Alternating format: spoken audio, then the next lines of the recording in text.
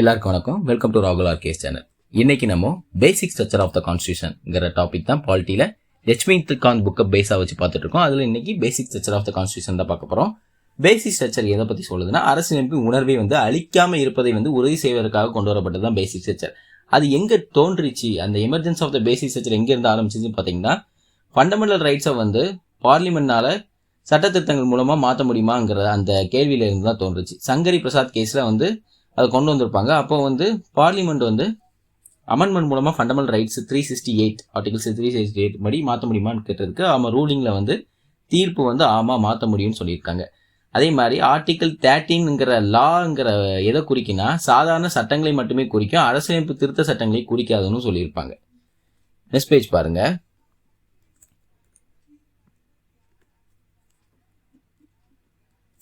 Gokulnath case 1967 என்ன சொல்லியிருப்பாங்கன்னா, reversal of the previous ஸ்டாண்ட்னு சொல்லியிருப்பாங்க.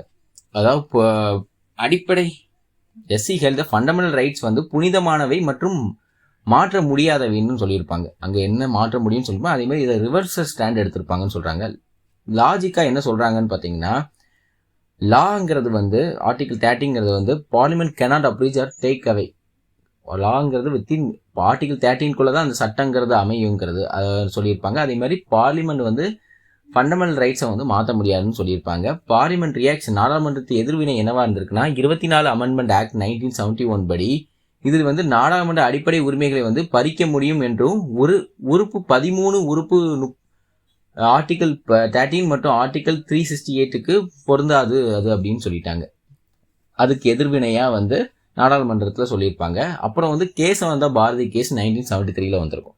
அதில் தான் ஓவர் ரூல் பண்ணியிருப்பாங்க. இந்த கோகுல்நாத் கேஸை ரத்து பண்ணியிருப்பாங்க.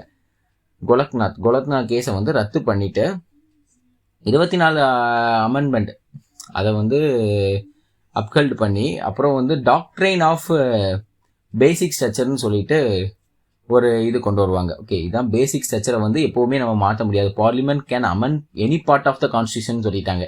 எந்த பார்ட்டனாலும் அமெண்ட் பண்ணிக்கலாம். ஆனால் பேசிக் ஸ்ட்ரக்சரை ஆல்டரோ எதுவுமே பண்ண முடியாது, நீக்கவோ பண்ண முடியாது அப்படின்னு சொல்லிட்டாங்க. அப்புறம் அதுக்கப்புறம் வந்தது தான் இந்திரா நேரு காந்தி கேஸு. அதில் 39th அமெண்ட்மெண்ட் ஆக்ட் அதில் தேர்தல் ரீதியாகவும், நெக்ஸ்ட் பேஜ் பாருங்க, தேர்தல் ரீதியாக பிஎம் ஸ்பீக்கரு அந்த ஜூடிக்கல் ரீச்சை நம்ம அவங்களுக்கு எதிராக சேலஞ்ச் பண்ண முடியாது, ஜுடிஷரியில் சேலஞ்ச் பண்ண முடியாதுன்னு சொல்லியிருப்பாங்க. பிஎம்ஓ ஸ்பீக்கருக்கு எதிராகவோ அது சட்டத்துக்கு எதிரான ஒன்று அப்படிங்கிற மாதிரி சொல்லியிருப்பாங்க. So judicial review part of the basic ஸ்ட்ரக்சர்னும் அதில் சொல்லியிருப்பாங்க. ஓகே, அதுக்கப்புறம் வரதுதான் மினர்வா மைல்ஸ் கேஸ் 1980 வரும். இதில் 42nd அமெண்ட்மெண்ட் 1976 என்ன சொல்லுவாங்கன்னா, நோ லிமிட்டேஷன் சொல்லியிருப்பாங்க. அமெண்ட்மெண்ட்டுக்கு லிமிட்டேஷனே கிடையாது, அது ஒரு அன்லிமிட்டட்னு சொல்லியிருப்பாங்க. ஆனால் எஸ்சி இந்த விதியை உச்ச நீதிமன்றம் இந்த மினர்வா மைல்ஸ் கேஸில் ரத்து பண்ணியிருக்கோம். 42nd அமெண்ட்மெண்ட்டில் சொல்லுறது லோ லிமிட்டேஷன், அமெண்டிங் பவருக்கு லிமிட்டேஷனே கிடையாதுன்னு சொல்லியிருப்பாங்க. அந்த எஸ்சி மினர்வா கேஸில் என்ன சொல்லியிருக்குன்னா, சுப்ரீம் கோர்ட் இந்த விதியை உச்சநீதிமன்றம் ரத்து செஞ்சு அதுக்கப்புறம் இது லிமிட்டட் ஒன்று தான், கெனாட் அது அன்லிமிட்டட்னு சொல்லிட்டு சொல்ல முடியாது பார்லிமெண்ட்னால அப்படின்னு சொல்லியிருப்பாங்க. அப்புறம் வாமன் ராவ் கேஸில் என்ன சொல்லியிருப்பாங்கன்னா, 1980 எஸ்சி அதாவது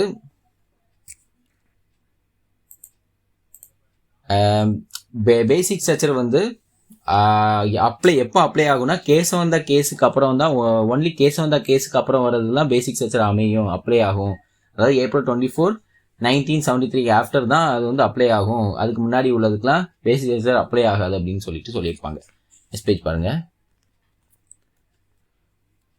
elements of the basic structure, elements என்னென்ன, அடிப்படை கட்டமைப்பின் கூறுகள் என்னென்னு பார்க்க போகிறோம். அதாவது சுப்ரீமேசினா அரசியலமைப்பு மேலாதிக்கம் சுப்ரீமேசி ஆஃப் த கான்ஸ்டியூஷனில் சுப்ரீமேசி இருக்கணும். அதே மாதிரி இறையாண்மை, ஜனநாயகம் மற்றும் குடியரசு தன்மை இருக்கணும். இதெல்லாம் பேசிக் ஸ்ட்ரக்சராக சொல்கிறாங்க. செக்குலர் மதசார்பற்ற தன்மை இருக்கணும்.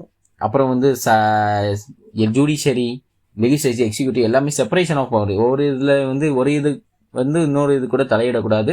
அதேமாதிரி எல்லா ஸ்டேட்டோட ஃபெடரல் கேரக்டர் அமையணும் அப்படிங்க. கூட்டாட்சி தன்மை எல்லா ஸ்டேட்டுக்கும் இருக்கணும். அதே மாதிரி தேசத்தின் ஒற்றுமை மற்றும் ஒருமைப்பாட்டை பாதுகாக்கணும். வெல்ஃபேர் ஸ்டேட், நலன்புரி அரசாக இருக்கணுங்கிறாங்க. அதே மாதிரி நீதித்துறை ஆய்வு இருக்கணுங்கிறாங்க.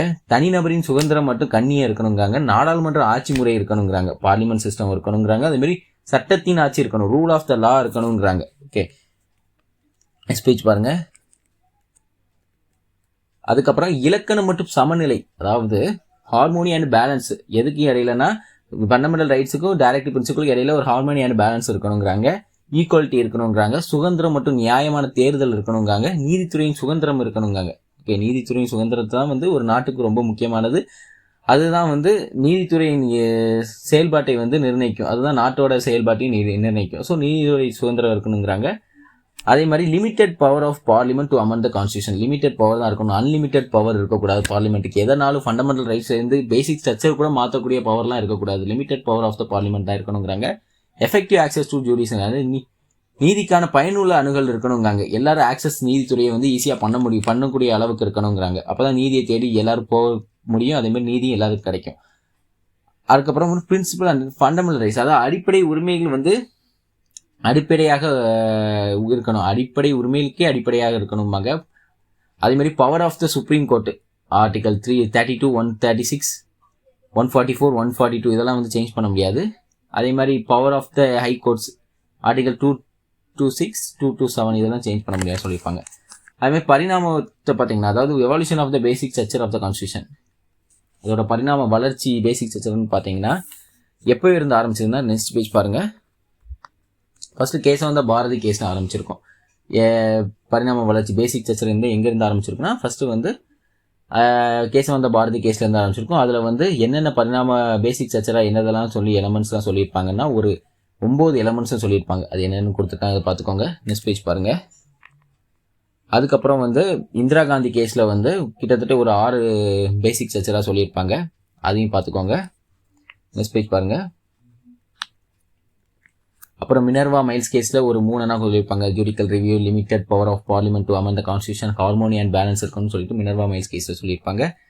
அதுக்கப்புறம் சென்ட்ரல் கோல் ஃபீல்ட்ஸில் அந்த 1980s நடந்திருக்கும். அதில் எஃபெக்டிவ் ஆக்சஸ் டு ஜுடிஸ் இருக்குன்னு சொல்லியிருப்பாங்க. அப்புறம் பீம் சிங்ஸ் கேஸில் வெல்ஃபேர் ஸ்டேட் அமைன்னு சொல்லியிருப்பாங்க. எஸ்பி சம்பத்குமார் கேஸில் ரூல் ஆஃப் லா, சட்டத்தின் ஆட்சி இருக்கணும். அதே மாதிரி நீதித்துறையின் ஆய்வு, ஜுடிக்கல் ரிவ்யூ இருக்குன்னு சொல்லியிருப்பாங்க.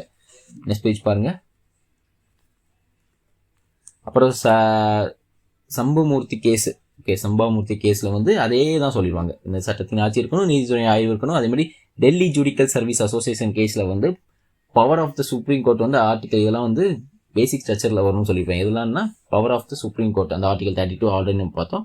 136, 144, 142. அப்புறம் இந்திரா சுவானி கேஸில் சட்டத்தின் ஆட்சி இருக்கணும்பாங்க. அதே மாதிரி குமார் பத்மா பிரசாத் கேஸில் இண்டிபெண்டன்ஸ் ஆஃப் ஜுடிஷரி, சுதந்திரமாக நீதித்துறை செயல்படணும். அது நீதித்துறை சுதந்திரம் பேசிக் ஸ்ட்ரக்சரில் இருக்கணும். அதே மாதிரி இதெல்லாம் இருக்குது, பேசிக் ஸ்ட்ரக்சரில் இருக்குதுங்க அங்கே ஒவ்வொரு கேஸில் சொல்லும் போது. அப்புறம் கிகோட்டா ஹோலக்கன் கேஸில் ஃப்ரீ அண்ட் ஃபேர் எலெக்ஷன், இது பேசிக் ஸ்ட்ரக்சரில் இருக்குதுங்கிறாங்க. அதேமாதிரி சர்வர்ஜின், அதாவது இறையாண்மை, ஜனநாயகம், குடியரசு எம்பி எல்லாமே பேசிக் ஸ்ட்ரக்சரில் இருக்குதுங்கிறாங்க. நெக்ஸ்ட் பேஜ் பாருங்கள்.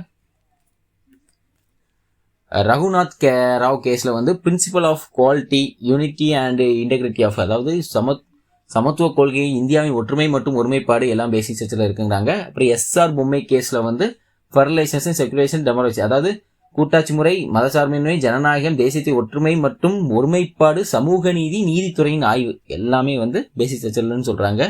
நெக்ஸ்ட் பேஜ் பாருங்க. அப்புறம் எல் சந்திராகுமார் கேஸில் பவர் ஆஃப் த ஹை கோர்ட்ஸை பற்றி சொல்கிறாங்க. ஆல்ரெடி நம்ம power of the supreme courts எந்த இதில் பார்த்தோம், எந்த கேஸில் பார்த்தோம்னா டெல்லி ஜுடிக்கல் சர்வீஸ் அசோசியேஷன் கேஸில் பார்த்துருப்போம். அதில் power of the supreme court basic structure சொல்லியிருப்பாங்க. குமார் கேஸில் பவர் ஆஃப் த ஹை கோர்ட்ஸை பற்றி சொல்லியிருக்காங்க. அப்புறம் இந்திரா சுவானி 2 கேஸ், 2வது இந்திரா சுவானி கேஸில் பிரின்சிபல் ஆஃப் ஈக்குவாலிட்டி, சமத்துவத்தின் கொள்கையை சொல்லியிருப்பாங்க. ஆல் இந்தியா ஜட்ஜ் அசோசியேஷன் கேஸில் இண்டிபெண்டன்ட் ஜுடிக்கல் சிஸ்டத்தை பற்றி சொல்லியிருக்காங்க. குல்தீப் நாயர் கேஸில் democracy and free and fair election, ஜனநாயகம் மற்றும் சுதந்திரம் மற்றும் நியாயமான தேர்தல்கள் அடிப்படையிலே அதெல்லாம் பேசிக் ஸ்ட்ரக்சரில் இருக்குன்னு சொல்லியிருப்பாங்க. நெக்ஸ்ட் பேஜ் பாருங்க. அப்புறம் என் நாகராஜ் கேஸில் பிரின்சிபல் ஆஃப் ஈக்குவாலிட்டி, சமத்துவத்தின் கொள்கையை சொல்லியிருப்பாங்க. ஐஆர் கோல்கே கேஸில் ஒரு 5 விஷயத்தை சொல்லியிருக்காங்க. Rule of law, separation of powers, எல்லாத்துலேயுமே எதை முதன்மையாக சொல்லியிருக்காங்க, அதேமாதிரி எது தனியாக மற்றதில் இல்லாத எது சொல்லியிருக்காங்க அந்த கேஸில் அப்படிங்கிறதெல்லாம் முக்கியமாக பார்த்துக்கோங்க. அப்புறம் ஜெத்மாலனி கேஸில் பவர் ஆஃப் த சுப்ரீம் கோர்ட்டை ஆல்ரெடி சொன்னது மறுபடியும் சொல்லியிருக்காங்க ஆர்டிகல் 32. அதேமாதிரி நமித் சர்மா கேஸை வந்து freedom and dignity of the individual, அதாவது தனிநபரின் சுதந்திரம் மற்றும் கண்ணியத்தை பற்றி சொல்லியிருக்காங்க. மெட்ராஸ் பார் அசோசியேஷன் கேஸ் லாஸ்ட்டாக 22வது case, Madras bar association case 2014 judicial review, நீதித்துறையின் ஆய்வு மற்றும் power of the high Courts, உயர் நீதிமன்றத்தின் அதிகாரத்தை பற்றி இதெல்லாம் பேசிக் செக்ஷன் அப்படின்னு சொல்லியிருப்பாங்க. நெக்ஸ்ட் பேஜ் பாருங்க. அதுக்கப்புறம் கீ டேக் அவுட்ஸ் வந்து அதாவது பரிணாம வளர்ச்சியில் இருந்து அறியப்படும் முக்கிய கூறுகள் கருத்துக்கள் என்னன்னு பார்த்தீங்கன்னா ஜுடிக்கல் ரிவ்யூலாம் வந்து முக்கிய கருத்துக்களை இருக்குங்கிறாங்க. ஏன் Indira Nehru Gandhi to Madras bar association வரன்னு சொல்றாங்க. அப்புறம் வந்து டெமோக்ராட்டிக் வேல்யூஸ் சோவன்டி, அதாவது இறையாண்மை, ஜனநாயகம் மற்றும் சுதந்திரமான நியாயமான நாடு அது அமையிறது. அப்புறம் பேலன்ஸ் ஆஃப் பவருங்கிறாங்க. பார்லிமெண்ட்டாக இருக்கட்டும், எக்ஸிக்யூட்டிவ் ஆஃபீஸர்ஸாக இருக்கட்டும், இது வந்து ஜுடிஷியரியில் தலையிடாமல் இருக்கிறது. அவங்க எல்லாத்துக்கும் பேலன்ஸ் ஆஃப் பவர், எல்லாத்துக்குமே தனித்தனி செப்பரேஷன் ஆஃப் பவர் இருக்கணும், பேலன்ஸ் ஆஃப் பவர் இருக்கணும் அப்படிங்கிறாங்க. ஓகே, இன்னைக்கான பேசிக் ஸ்ட்ரக்சர் கிளாஸ் அவ்வளோதான் கைஸ். அடுத்த வீடியோவில் நம்ம உங்களை சந்திக்கிறோம். Thank you for your support. Thank you, bye guys.